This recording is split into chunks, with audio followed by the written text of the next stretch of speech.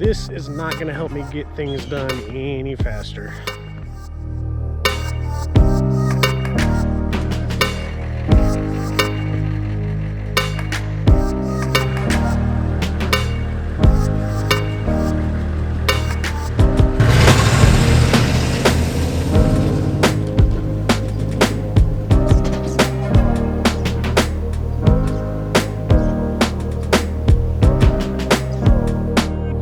What's up, guys? Welcome back. Now this episode is going to be a little bit different than usual. We got a little bit of traveling we got to do over the next couple weeks, so I'll give you a little update on some of the stuff with the Humvee, and then we'll see what we can get into while we're traveling. I'm sure I can find something to work on while we're gone, so hopefully we'll still be able to get this episode out. It may just be a little bit different and not all about the Humvee. Anyway, still hope y'all enjoy it. So y'all might be thinking, Cody, where's your transfer case and everything else that was in here? Well, it's right here. So this transfer case is what came with the engine and transmission, what was in the original truck that all that came out of. And this is an MP1626 transfer case, and it's electronically controlled. It uses some of the signals from your ECM and everything in order to electronically shift it by this little motor that's back here.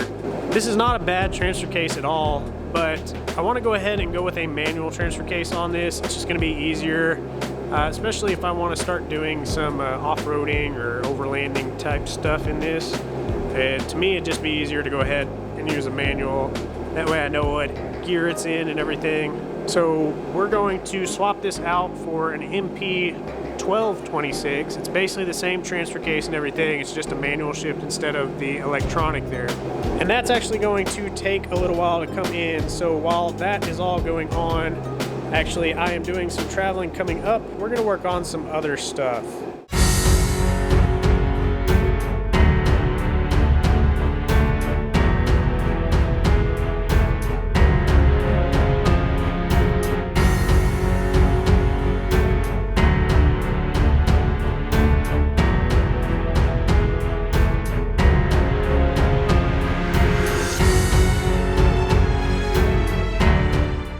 So as I was saying before, I was going to do a little traveling over the holidays here, and well, traveled down to my dad's place here, and he's got this project here. Yeah, this is not my project, but it's just a straight 6 international, and as you can see with some of the stuff out here, having a little bit of issues with some of the electrical and the distributor in it and things. We're not getting firing to it. We can get it to turn over.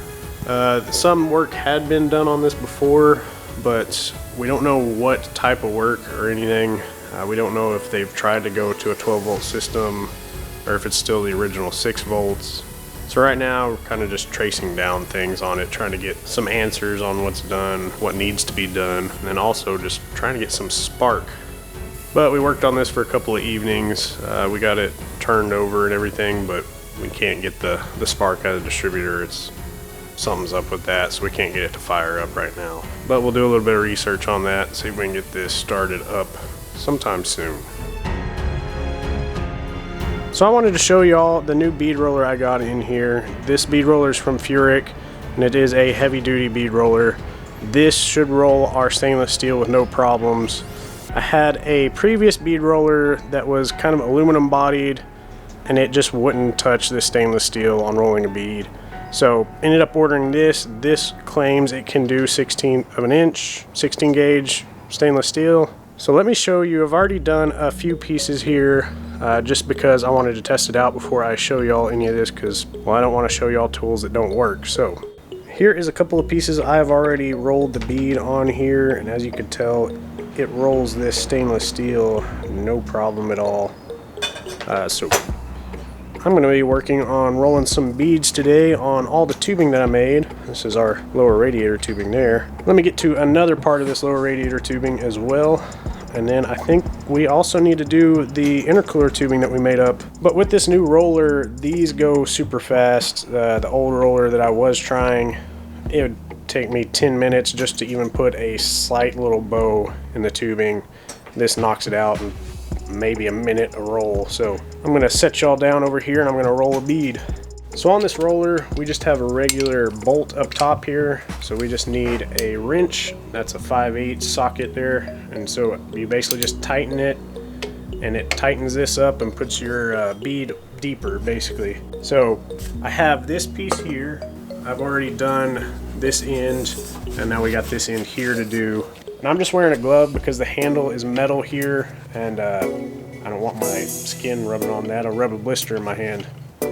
So, here we go.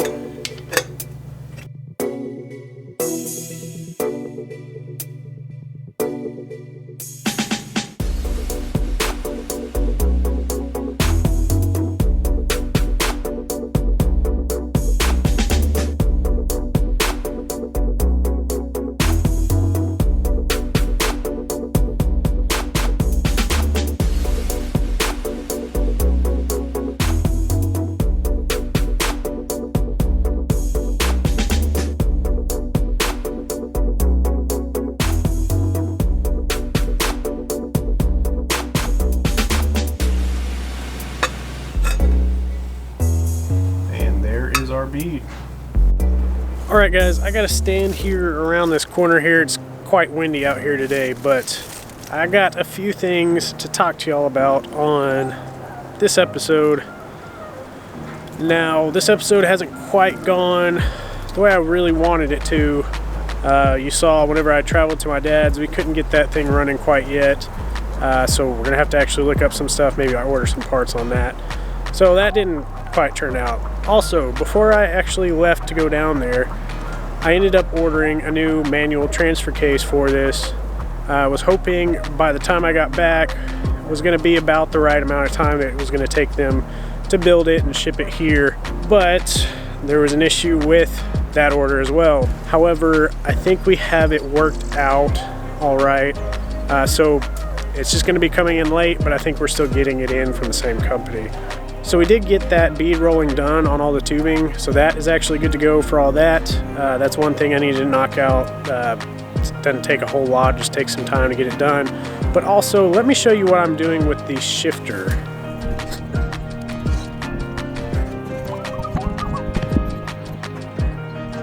All right, so we have our Winter's Performance here, the Sidewinder shifter that goes with the Allison transmission. Now, one thing I didn't think of whenever I was getting this was actually the neutral safety switch and reverse switch. So I ended up having to order in this thing here. Let me see if it'll focus. Hopefully y'all can see this all right, but basically what we have is two switches here that mount up to our existing posts here. That uses these little cams that I already bolted on. So whenever it's in park, this one is switched right now. And whenever I go back to reverse, that flips that reverse switch right there. And then actually, it even works as a full neutral safety switch as well. So that park side actually is switched again in neutral. So we got this attached here. I'm now working on the wiring on the back here. Basically, we have our power in on these back two, and then on the bottom two is our power out to our lights and stuff. So I'm going to get to wiring some of this up here. I actually already have some pieces here crimped and ready to slide on there. I just needed some heat wrap, so I went and found me some of that. So now I'm going to get that slid on there, heat wrap that up. I did go ahead and put in, I ended up just screwing it in so I could see where this is going to go. It's going to fit up inside there. But basically I needed to bend these little tabs just a tad so I could get the wires to basically come up here and not interfere with our little cable system there. So not a big job or anything, but definitely something I needed to get done before we can really drive it and shift it and everything. It needs those switches. So I went ahead and got that done while I'm waiting for that transfer case to come in. And there we have it. I got all the wires there connected and heat shrinked and everything. Went ahead and zip tied it there as well so that those wires stay together. I actually went ahead and heat shrinked all four of them together there. This will come out of the back here with the cable through that portion there of the bottom part. And what I'm hoping on this bottom part is that this will go basically below our tunnel Then I can seal off the bottom here with a piece of rubber or something. That way it will try to keep out as much mud and water and stuff out of here as possible. You can tell there's not a whole lot between there and through there, so I'll try to seal up this bottom portion as much as I can anyway. Sadly, that's going to be it for now until the weekend coming up here. Likely I'm just going to go ahead and roll this all into one, so this will probably be just a longer episode. Alright guys, a few days later now, and I got my fluffy jacket on today because it is cold. Now, I made up a short little list of things that I need to get done, basically before I put the body back on the frame. Some of it, most of it, just little things that I just need to wrap things up on. I do need to run to the hardware store and see if they have basically body mount bolts that fit my spacers and everything that are long enough. I'm not sure they'll have grade 8 that they're that long, but we'll check on it. But first thing, I'm going to work on my body mounts that came off of the Humvee. They're still good, the rubber, everything's still good on them, but there's a little bit of rust forming where the paint's kind of rubbed off and everything. So I'm gonna hit those with a wire wheel or sander, get them ready for paint, go ahead and put some paint on there, and then I may go ahead and run to the store, hopefully find some bolts that'll work for this. I think I'm gonna wait on the body harness, kind of stripping out the things that aren't needed on that. That will probably take a full episode and a full week in itself, so I'll probably do that next weekend. Also, our transfer case still hasn't come in as well. I know, it's gonna take a while, I guess, but we'll get it in, we'll get it set up as well. It's just gonna be simple, put it back in. But I'm gonna go ahead and work on this, and I guess enjoy this little montage.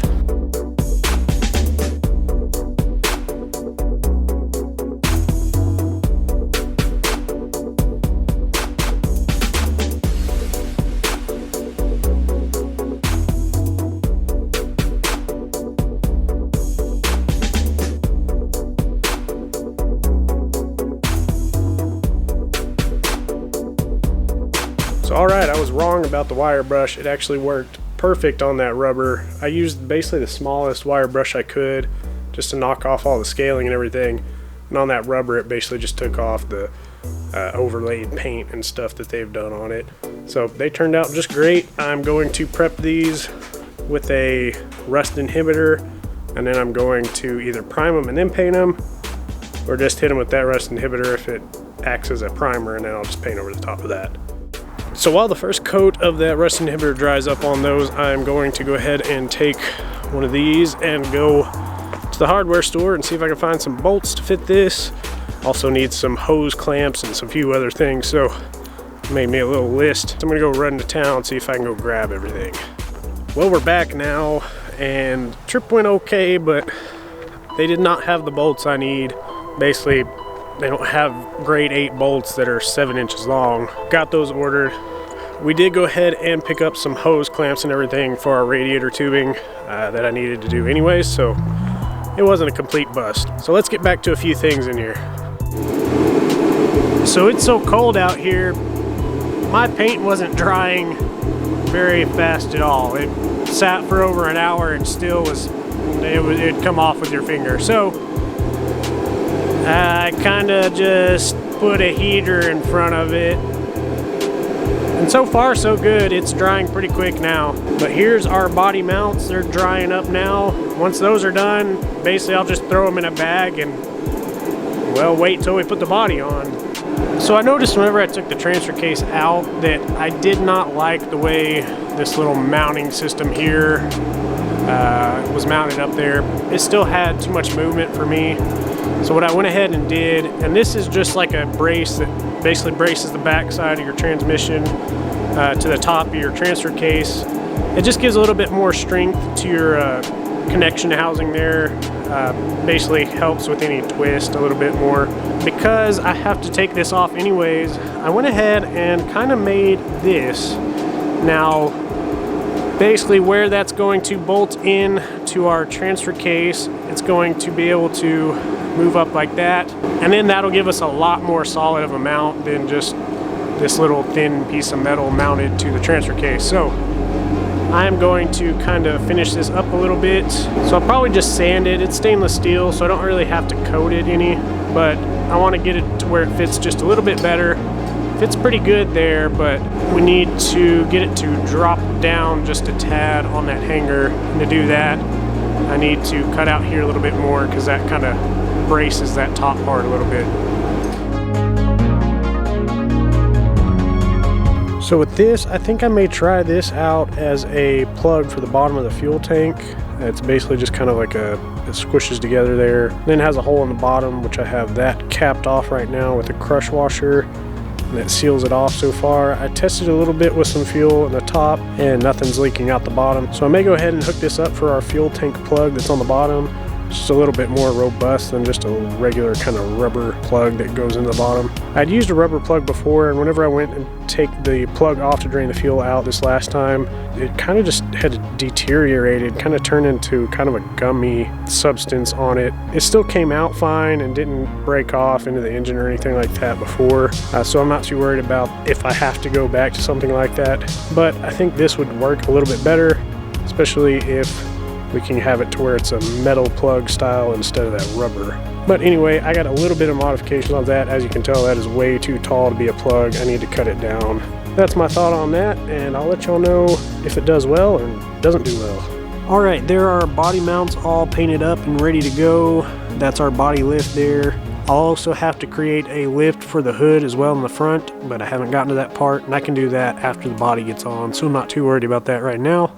So since we got snow overnight and it is still snowing today, I'm going to take it a little bit easier, do some stuff that I can do inside as well. I'm going to go ahead and wire up the trans cooler in the back, the fan. Need to go ahead and run those wires, so whenever we get the body on and everything, I can fully run them. And I'll probably just end up leaving the wires a little long, and then I can cut them later.